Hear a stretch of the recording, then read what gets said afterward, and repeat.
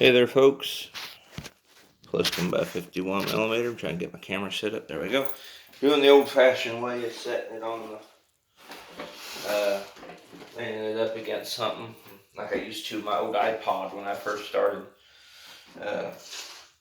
doing YouTube.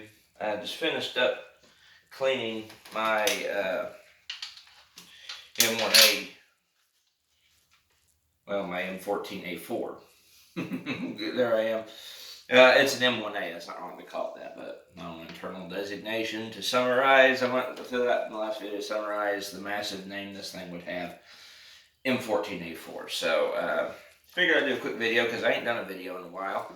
Gonna go ahead and tell you all what I have planned for this bad boy. Another thing I got going. Kind of towed Andy Prairie Dog, and I think I may have towed Guns and Gears. But I intend to get a Primary Arms SLX3 to put way back here, because I've got this Leupold long eye relief handgun scope on it currently, and this was just to kind of like get the rail figured out, and that works well, but it's long eye relief. Now if I'd left it in a standard Scout configuration with like the original NBS stock, this would have been perfect. Could just left it that way, but since I put that AMS rail on there, I've got all this rail space that isn't being used, so it's kind of redundant if you know what I mean. So while this is an excellent optic, and it does what it does well, and it helped me and my dad get the rail figured out, squared away where it was actually hitting on target. Because the first time we had this thing out with a Redfield Revolution 4 the 12 on it, which I had on it for a brief half day because we was out seeing how well we could get this thing to shoot at 100 yards. The point of impact was, I think either, see like here's the bore, aiming that target. I think the impacts were either low left off to the side at 100 yards or low right. I think it's low left. But what we did is we put this long eye relief scope on it here the other day when I was down there.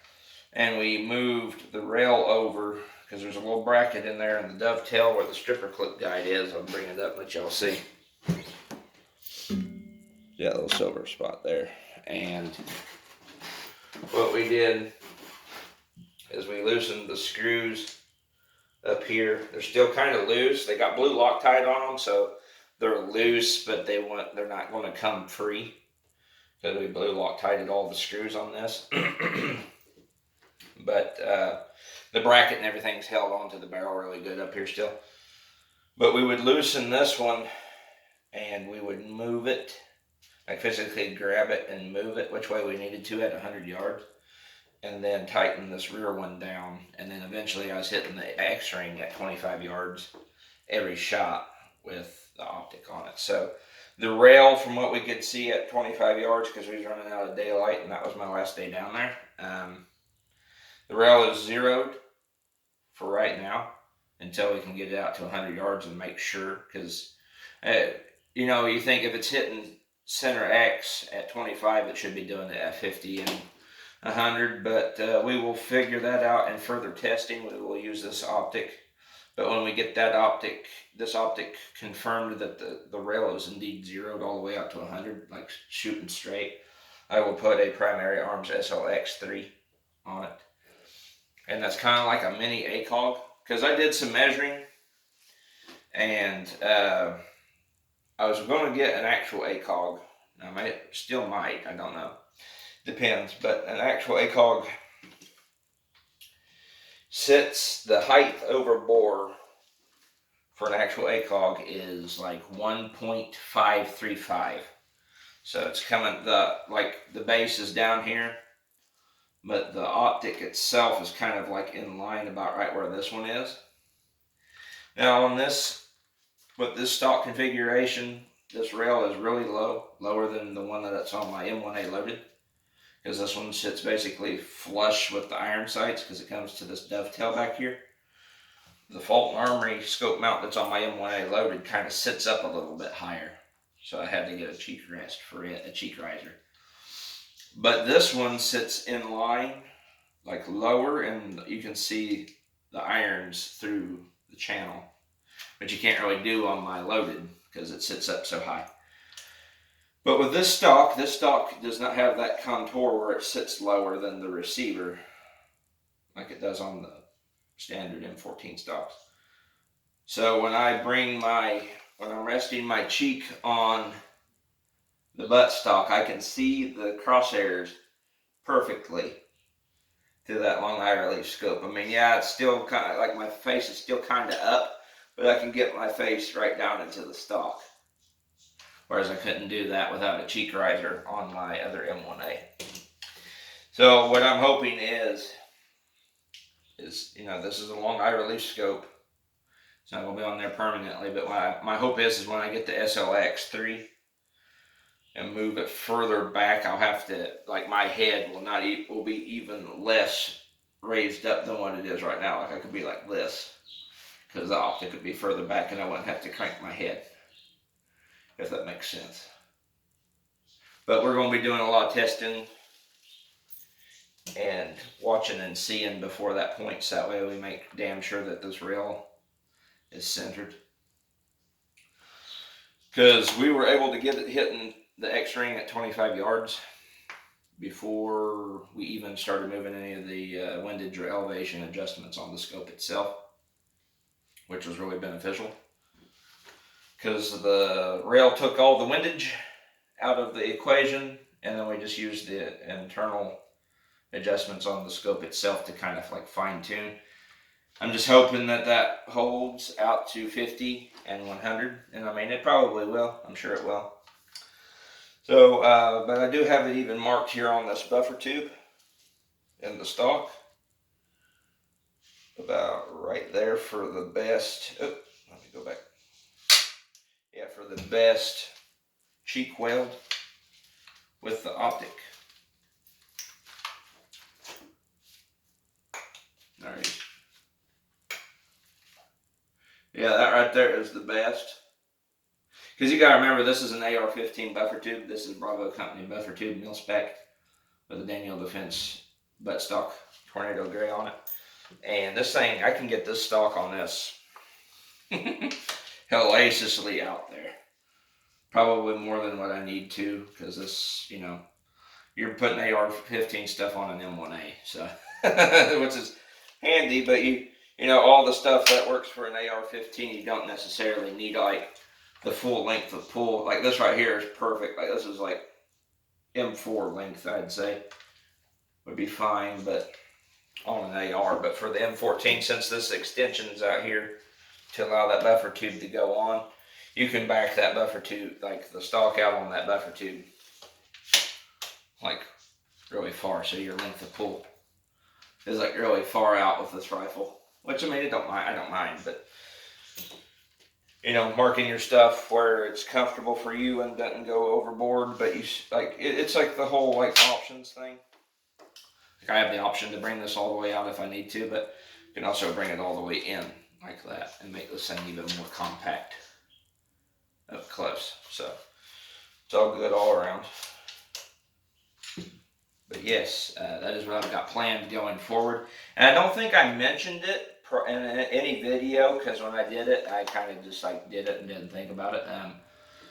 But I've already put a national match satellite guide rod in this M14 as well, like I did my loaded. So this thing, and I could tell a difference out there at 100 yards, because like the group sizes were a lot tighter than they had been previously. I mean, they were pretty tight before, but when I put that national match satellite guide rod in there, the groups tightened right up. So the national match satellite guide rod for M14s, M1As, that is a must. It don't matter if you're just having it for just have it as a recreational piece, like you like historical guns. You're not even really a fan of the M14, you just have one because the military used them in Vietnam, but you're like an AR guy. I mean, I recommend the National Match Satellite guy for your guys' M14s as well, because it just helps all around. So that's just my little PA announcement for essential upgrades for the M14 platform. But other than that, I got a lot of things going. This dude is basically almost done. Just get that Primary Arms SLX3, and maybe think of some, because you know that whole rail that opens up the whole oyster. I can do just about anything with that thing on there, because I could just, like, you know, throw on thermal, get a thermal sight for it, get like rifle scopes like this, got short range scopes, red dots. I may run multiple optics on this, maybe. Don't tempt me, because it's a possibility. But yeah, so that's what I've got going. But so far this thing has come along pretty damn good, and I can't wait to show more upgrades and get this thing ready for whatever may happen. I'm even looking at a brighter flashlight, because Robert Fisher, he's a buddy of mine on Instagram, and I met him on YouTube. He's on Instagram as well. He recommended these Surefire clones. I mean, that's a hell of a bright lumens. I think they're about 400 lumens. But I found a flashlight that is like, it mounts to a rail, but it's got like a lumen output of 3,300. So you're talking like that song from Smash Mouth called "Walking on the Sun" levels of bright. Like, you might as well be walking on the sun type thing. So yeah, I'm looking at that as another potential upgrade, and then maybe put this on something else, or have it as backup. Maybe put it on a ballistic helmet. I don't know. So yeah, I'm researching and all that. The only reason I'm even able to make this video tonight is because MET got canceled at work. Thank God. Because I'm liking making not all that money, but oh my God. You feel like a zombie there on that last day. Can't even remember your own damn name hardly.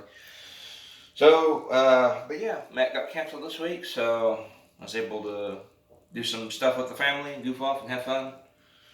Go buy some ammo, bought some Winchester PowerPoint Silver Tip 308, and bought Call of Duty Modern Warfare 2, because I'm going to start playing that in my downtime when I ain't able to make videos. So that's what I got planned for them one day going forward, and a bunch of other little upgrades. I still need to put a bolt release on this side like I did my big M14, because that really helps, you know, because when you take the mag out on the M14, and you used to just, like, you know, the bolt's held open, take it out, put the new one in, then you bring your hand up like this and let it go. But with that bolt release, you just smack the side of it like an AR and it goes forward. So another good upgrade that I'd highly recommend. So that's what I got going forward. Got this dude cleaned up. I'll run some more rags through him and start cleaning up my 1911 as well, my Rock Island Armory, because I ran a few mags through him. I need to get those other videos up of when I shot this on the St. Victor at the range the other day. I had like 30 minutes of video, maybe more. And I uploaded that because the M14 video by itself was like 24 minutes long, I do believe. And so I already got 60 views, so I need to upload the 1911 video and the AR-15 St. Victor video. So give me time. I'll start working on one of those later. And I got upgrades for this bad boy coming. Well, not coming, but in the works. First thing I want to do is put a muzzle brake on it, because I think that would definitely help the 1911. Because even when my dad shoots it, and he's bigger and bulkier than me, and he doesn't have a messed up right hand like I do, and he can't. It hits low left with him as well. This Rock Island Armory 1911 at about 15 yards. So I mean, it's still center of man sized groups, but you're hitting low left, and I'm wanting to get to where I can get this dude to hit where that front sight goes, like with the CZ. So all in due time. all in due time. I better take that back out of there and we'll clean it. So anyway, guys, it's been Plus by 51mm. Stay tuned for more videos as they come. I'll catch you all in the next video. Peace. Peace as I walk up here and turn the camera off. Is it still rolling? Hell yeah.